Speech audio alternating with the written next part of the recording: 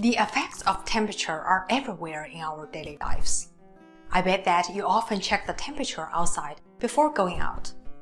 Or do you feel the heat from your smartphone when you charge it, or when you overuse it?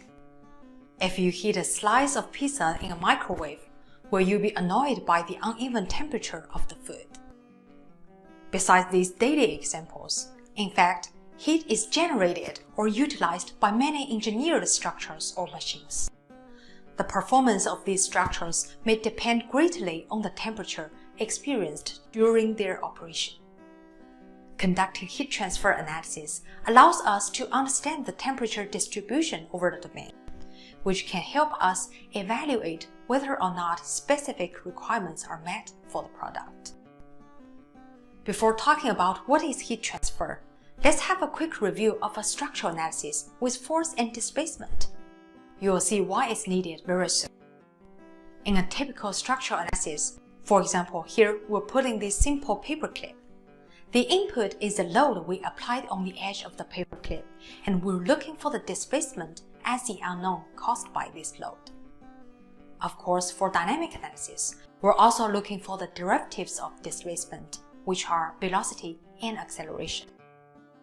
As structural analysis relates force to displacement, heat transfer is no more than the study of the relationship between heat flow and temperature.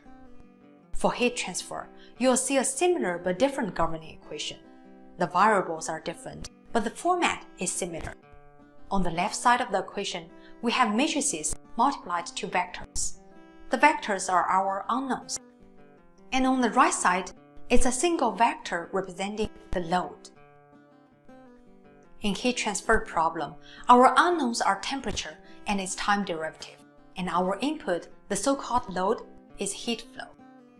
With this governing equation, a simple heat transfer problem statement could be, when we turn on the oven, how long does it take for the cookies to reach 190 Celsius degree?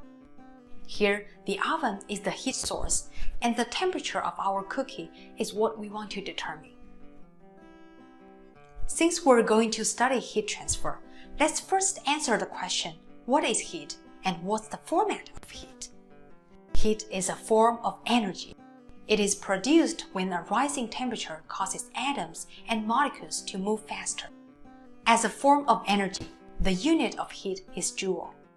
For heat flow, the quantity Q in the governing equation is the amount of heat that is transferred per unit of time. Then, naturally, the unit for heat flow is joule per second, which is also called watt. Now, let's have a look of what kind of application requires heat transfer analysis. In many cases, heat is the enemy, and we want to reduce or limit it from the mechanical system. For example, when the computer is running, excessive heat may damage the electric components. Or for a car engine, the overheating of the components can be a safety hazard or lead to other issues. Heat transfer analysis provides us an efficient way to control such overheat. Sometimes heat transfer analysis is also needed for the design of an insulated space. For example, the question can be, how long can the cooler keep your beverage cold? Or how quickly should the pizza in an insulated bag be delivered before it is no longer hot? Or even for a house with insulation, what temperature can be maintained in the living space during a harsh winter? Of course, heat is not always the enemy. It can be an important energy source that we want to utilize.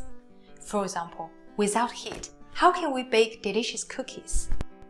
For the engineer to design an efficient oven, we need to understand the temperature distribution within it, so that to make the most efficient use of heat. Or for the solar energy industry, the heat from the sun is transformed to electricity energy. So in design of solar panels, our goal is to maximize the sun's incident energy while minimizing heat loss.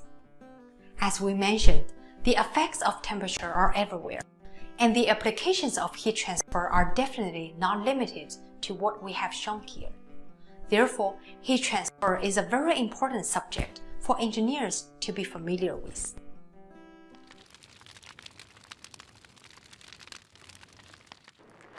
we learned that heat flows from a body at a higher temperature to a body at a lower temperature. So how exactly does this heat flow occur? Heat can flow in one of the three ways: through conduction, convection, or radiation. Heat conduction occurs in any material due to increased vibration and collision of molecules. Heat transfer through convection requires a fluid, that is either a liquid or gas, and the fluid molecules transmit and transport the heat. Radiation, on the other hand, requires no intermediate medium. In this case, heat energy is in the form of electromagnetic waves that travel from one surface to another, even in vacuum. The first mode of heat transfer is conduction and occurs primarily in solids. At atomic scales, molecules in a solid are always vibrating with a certain amplitude. When heat is supplied to some molecules by an external source, these molecules get excited and the amplitude of their vibration increases. Such excited molecules collide with their neighboring molecules, passing on some of their heat energy. The neighboring molecules in turn get excited and collide with the next set of neighboring molecules. Thus, heat energy gets transferred from the hotter portion of the body to the colder portion.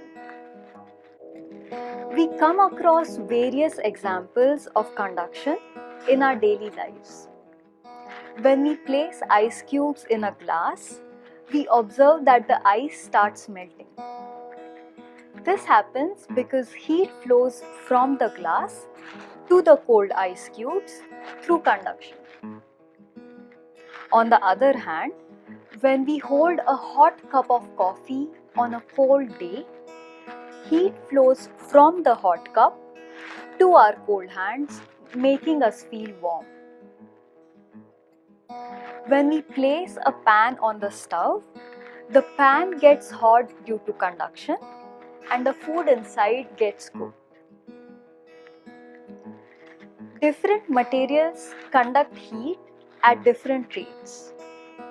For example, on a cold day, if you touch a metal handrail, your hand feels cold suddenly. But if you touch a wooden table, you do not feel very cold.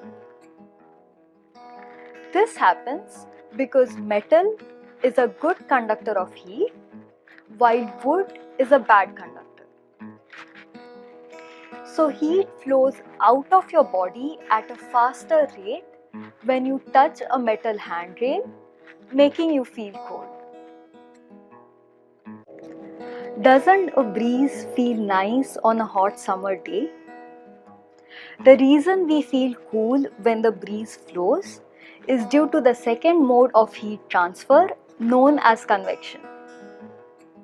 In liquids and gases, together known as fluids, heat transfer is due to movement of the fluid molecules. When a fluid is heated, the volume of fluid closest to the heat source increases and the density of that portion of fluid decreases. Due to this reduction in density, that portion of fluid flows to the top. Its place is taken by colder, denser fluid from surrounding regions. In turn, the cold fluid comes in contact with the heat source, gets heated up, and moves to the top. This sets up a current in the fluid which leads to heating up of the entire fluid. This method of heat flow, caused by the movement of fluid molecules, is called convection. Let's look at some examples of convection. Ocean water is warm near the equator of the earth, while it is very cold in polar regions. This difference in temperatures causes ocean currents which affect climate and local ecosystems. You might have heard the sound of cooling fans in your laptop when your laptop gets heated. These fans remove the excess heat by convection, thereby preventing any damage to the electronic components due to overheating. Cars have radiators to prevent overheating of their engines. A coolant liquid circulates between the engine and the radiator, dissipating excess heat from the engine to the outside air through convection. Convection is responsible for the wind chill that we experience in winter. When wind blows, it carries away some heat from our body due to convection. Due to this reason, the temperature that we experience or feel like will be colder than the actual ambient temperature. Finally, let's take a look at the third mode of heat transfer, radiation.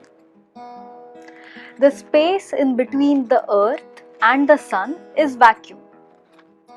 So there is no solid or fluid medium in that vast empty space, which means conduction or convection of heat cannot occur. So then how does heat from the sun reach the earth? The answer is through radiation.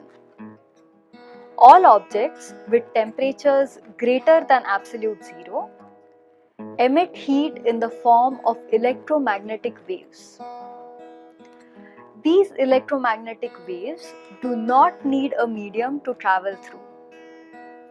Thus, radiation is the transfer of heat energy in the form of electromagnetic waves. When we sit around a campfire and feel warm, it is due to the heat from the fire reaching us in the form of electromagnetic waves. Another example of radiation that we see in our day-to-day lives is the toaster oven. When the toaster oven is switched on, heating elements inside the oven radiate heat which cooks the food inside. Since bodies at different temperatures radiate different amounts of heat, thermal imaging can be used to capture their shape and size. In fact, this is the working principle behind night vision goggles. If you recall, we introduced that there are three modes of heat transfer, and we have discussed one of them, that is conduction. In solids, for example, here, heat is transferred from the hot CPU to the bottom of the heatsink and then spread to the entire heatsink. We learned that heat conduction occurs by vibrating molecules colliding with each other and passing heat from the hotter side to the cold side. The problem we want to look into in this lesson is, what is happening for the air around such system? How does heat get transferred from the heatsink to the air? This leads to another mode of heat transfer, that is convection. Convection occurs in fluids such as liquids and gases. Compared to solids, fluids have comparatively loose molecular structure and they cannot resist any external force. Since it occurs in fluids, convection is an important phenomenon not only in heat transfer but also in fluid dynamics. Unlike conduction, whose principle is quite straightforward, convection is a complex process. It's a combination of two modes of particle movement, advection and diffusion. Let's start with advection. Advection is the transport of particles by bulk motion.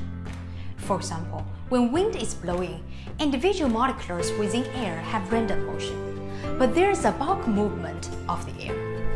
Similarly, in a running stream, despite the random movement of the molecules, there's a bulk motion of water flowing downstream. Next, let's have a look at diffusion. There are two aspects of diffusion: diffusion of mass and diffusion of heat.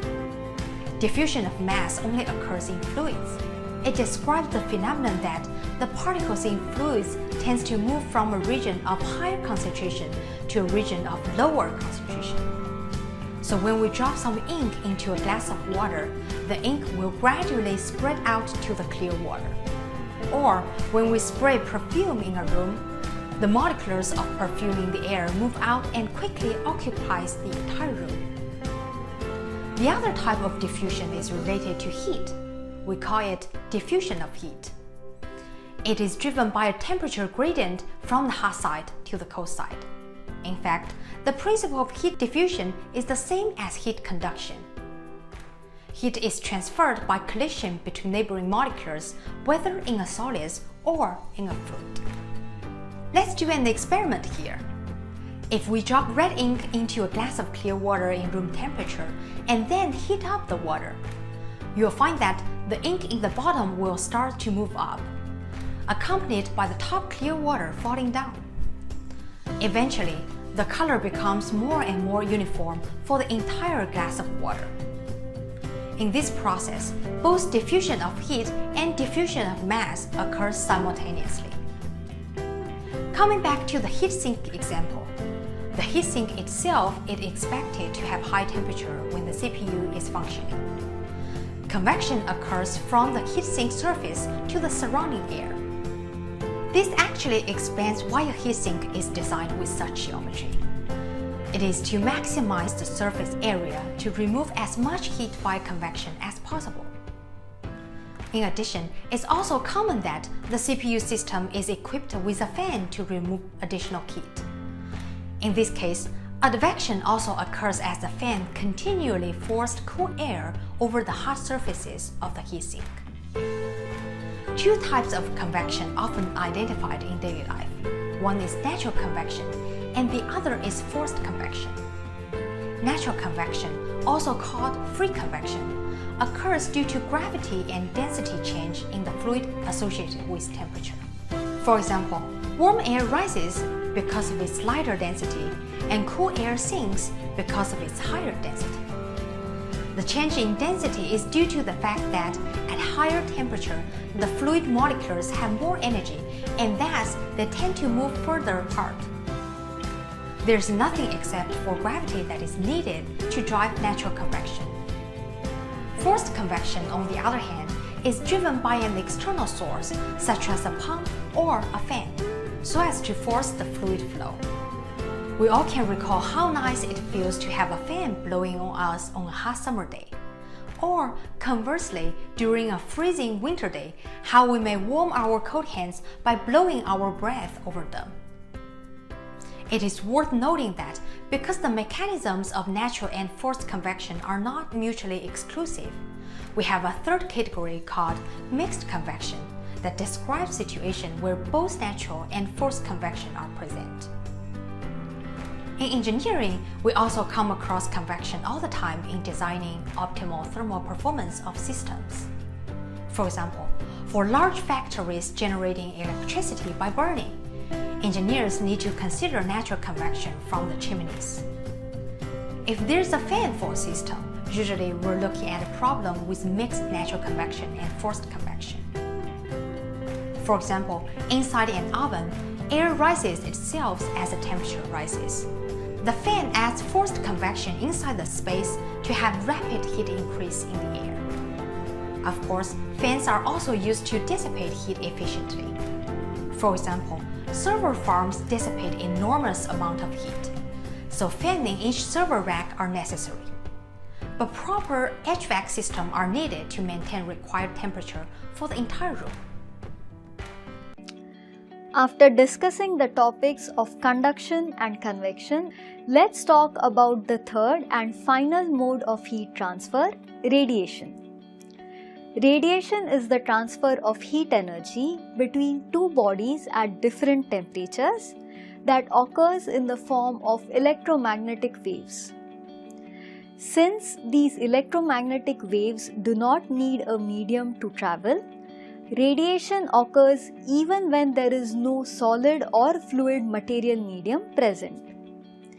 If we stand directly under the sun, we feel warm. This is because heat energy from the sun reaches our body through radiation. As mentioned before, unlike conduction and convection, radiation does not require any intermediate medium. Hence, heat energy from the sun can travel through the vacuum of space to reach Earth. Another example of radiation in our daily lives is the toaster oven. Here, heat radiated from the heater coils toasts the slice of bread. So now let's look at how this radiation process is modeled mathematically. A simplified form of the equation describing radiation from one surface to another is given by this formula. Here, Qij is the radiated heat energy that is transferred from surface I to surface J. Let's take a moment to discuss the terms that contribute to radiated heat. Epsilon is the emissivity of the surface, which is a measure of the amount of thermal radiation emitted by the surface. Fij is known as the view factor between the surfaces. The view factor is the fraction of the total radiant energy that leaves surface I, which arrives directly at surface J. Ti and Tj are the surface temperatures in absolute units. It is important to note that we always use the absolute scale, that is Kelvin or degree Rankine, when modeling radiation. For everything else in thermal simulations, say phase change or conduction or convection, we can use any temperature scale, but for radiation, calculations must be performed in an absolute scale. Last but not least, sigma is the Stephen-Boltzmann constant having a value of 5.67 e to the power minus 8 watt per meter square Kelvin to the power 4. This is a physical constant formulated in the late 19th century by two physicists from which the constant takes its name, and it can be thought of as converting the absolute temperature to heat intensity. All materials having temperature greater than absolute zero emit thermal radiation. Based on the radiation equation, we can see that the radiant energy exchange is directly proportional to the fourth order of the absolute temperature of the two surfaces. This has two implications. Not only does the amount of heat radiated between two surfaces depend on the temperature difference between them, but it also depends on their absolute temperature. Let's take a simple example of two objects with a difference of 20 degrees Celsius, but consider two cases. One, when the two objects are 20 and 40 degrees Celsius, and another case when they are at 500 and 520 degrees Celsius. Although the temperature difference is only 20 degrees between the two cases, we see that the radiated heat between them is close to 20 times different. Previously, in case of conduction and convection, we typically considered only the temperature difference between surfaces. However, in the case of radiation, we take the absolute temperature to the fourth power, then look at the difference. Thus, even though the temperature difference is the same, the use of absolute temperature to the fourth power is an important point concerning radiated heat. As was the case with convection, we will be modeling radiation as a boundary condition in the conduction-based solver that we use in this course. Now let's look at how different bodies or materials behave when subjected to incident thermal radiation. When a certain amount of thermal radiation is incident on a surface, part of it will be reflected, part of it will be absorbed, and the rest of it may be transmitted through the body. The fraction of the incident thermal radiation that is transmitted by a body is known as the transmissivity tau. The fraction that is absorbed by the body is known as absorptivity alpha, and the fraction that is reflected by the body is known as its reflectivity rho. Since these three components are fractions of the incident radiation, they always add up to 1. Based on these three components, the behavior of a body or a material can be characterized. If a body does not transmit any incident radiation, that is, if the transmissivity is equal to 0 and the absorptivity and reflectivity are non-zero, then the body is said to be opaque. Conversely, if a body transmits all the incident radiation, that is, when the transmissivity is 1 and the other two components are 0, the body is said to be transparent. If a body absorbs all the incident radiation, that is, its absorptivity is 1 and the other two components are 0, then that body is called a black body. Conversely, if a body reflects all the incident radiation in a uniform manner in all directions, it is called a white body. Black body and white body are idealized physical states which are not found in nature. But mirror-like metallic surfaces reflect radiation well and are closer to a white body. For example, aluminium foil reflects most of the incident radiation and hence is closer to a white body. Asphalt, on the other hand, absorbs most of the incident radiation and hence is closer to a black body. Let's take a moment to discuss the concept of a black body in more detail, as it can be useful to understand emissivity, which we saw appear in the radiation equation earlier. A black body absorbs all incident radiation while reflecting or transmitting none. Hence, it is the perfect absorber. A close idealization of a black body could be a cavity with opaque walls which has a small hole in it. In this case, once an incident wave enters the cavity through the small hole, it is either absorbed or reflected. Any reflected component of the radiation hits another surface of the cavity and part of it gets absorbed. This process of absorption and reflection continues, trapping the incident radiation inside the body till it is completely absorbed, since the chance that a fraction of the reflected radiation will leave through the same opening is very small. For thermal equilibrium, that is, if the black body has to stay at a constant temperature, it has to emit thermal radiation at the same rate that it absorbs it. Hence, a black body is also a perfect emitter. While we haven't proven this point yet, the emissivity is the same as the absorptivity for a black body, which is 1. Now, real surfaces in nature fall somewhere in between black and white bodies. Such surfaces are called grey bodies. Grey bodies may transmit, absorb, and reflect the radiation incident on them.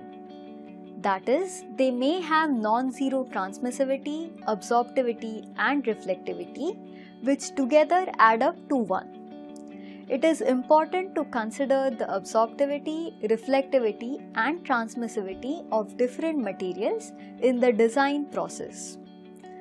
For example, when designing a solar thermal conversion system, it is critical to choose collector materials which have high absorptivity and hence can absorb most of the incident radiation.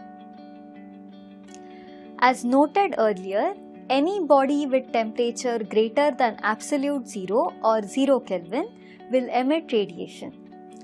The amount of thermal radiation emitted by a body depends on its surface property called emissivity.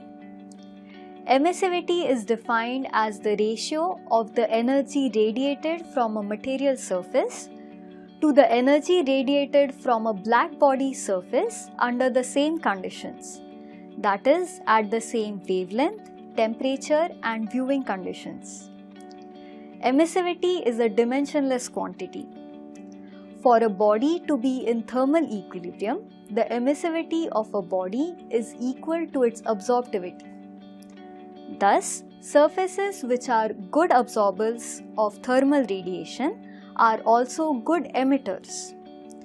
At first glance, it may seem strange to think of emissivity and absorptivity to be the same for a body in thermal equilibrium. But the concept of a black body introduced earlier has helped us understand this point. Thus, while we only saw emissivity in the radiative heat flow rate equation shown in the beginning of this lesson, we can now understand emissivity and absorptivity to be the same for our purposes. Emissivity depends on a number of factors such as the material and nature of the surface, its temperature, and the wavelength and direction of the radiation.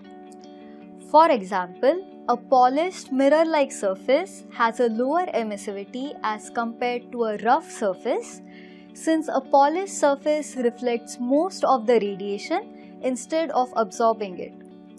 From this table here, we see that different materials have different emissivity. But apart from bare polished metals, the general color or appearance of a surface is not a good way to estimate its emissivity. For example, pure water absorbs very little visible light and hence may appear transparent, but it is a very good absorber of infrared radiation. Hence, water has a high emissivity despite its transparent appearance. In addition, emissivity may also depend on the direction. If a surface emits the same amount of radiation in different directions, then the surface is known as a diffuse surface. On the other hand, if the radiation emitted by a surface changes with direction, then the surface is known as specular surface. Another factor affecting emissivity is the wavelength of the radiation. In case of opaque surfaces, the emitted radiation and hence emissivity may vary with wavelength.